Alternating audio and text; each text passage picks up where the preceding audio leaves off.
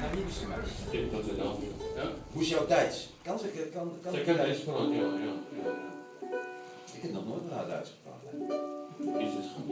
Een avond bij een Duitse familiefeest waar de klomp Duitse liedjes geleerd wat er niet gekend heb. Dat was drank betrokken.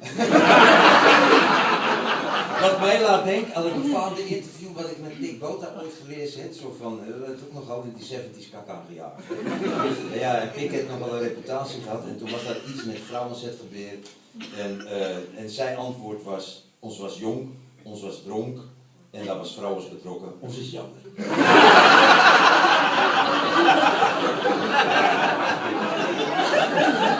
Jouw regio 6, ons gaat die eerste tijd bij de 6.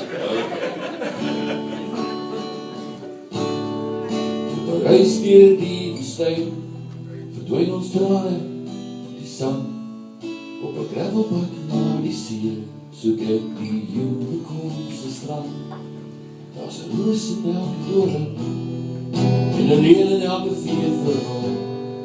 Die oorblikken van waarheid, glint soos neon deur my taal. Ek weet jy is iewers in die klei van Afrikaans, maar ek ken nog nie jou naam nie. Jy sing my verlange dans, jy is die voodoo wat my vashou, jy is die vlug wat my laat skryf. Jy is haras in jou oor, en Atlantis in jou lyf.